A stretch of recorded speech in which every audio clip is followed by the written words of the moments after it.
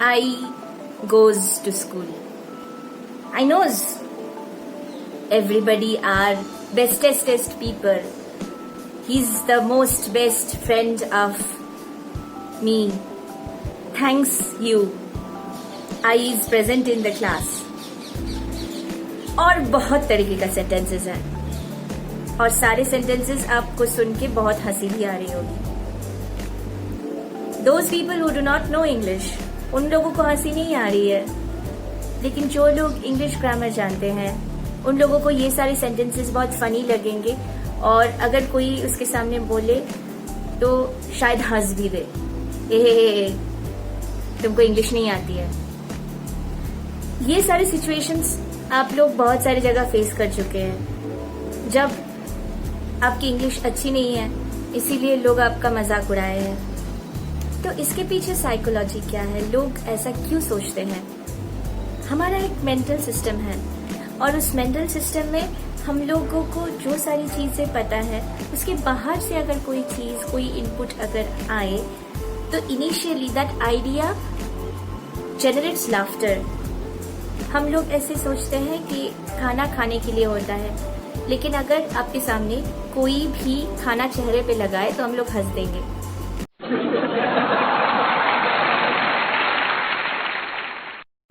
बस ऐसे ही इंग्लिश भी एक भाषा है जो सबको नहीं आती है और जिसको नहीं आती है उसका मजाक उड़ाया जाता है मोस्ट ऑफ द टाइम.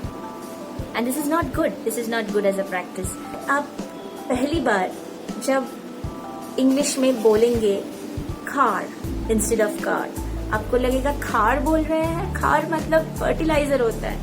आपको ये आइडिया प्रिपोस्टरस लगेगा, लेकिन इंग्लिश प्रोनाउंसिएशन में द फर्स्ट के consonant is stressed in this word.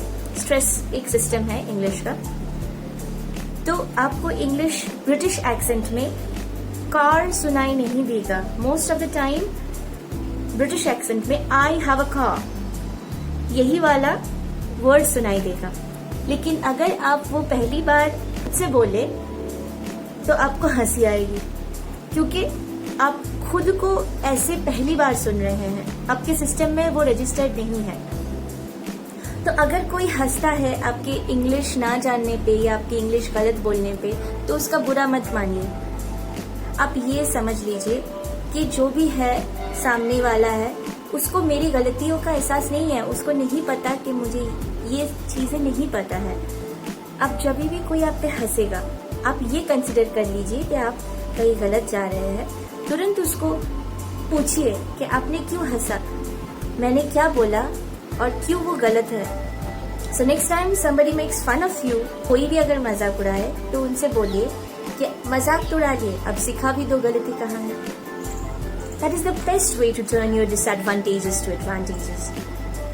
आप पहली बार जब साइकिल सीखे थे बहुत बार गिरे थे, पड़े थे, लेकिन you didn't give up because you wanted to learn riding a bicycle. Similarly, you cannot give up while you are learning a language. थोड़ा सा चोट लगेगा, थोड़ा सा दुख होगा, लेकिन you have to keep going on.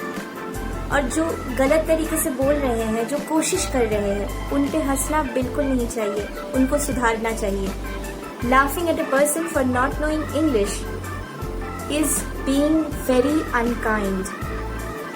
And because we are humankind, so start being human today. Thank you.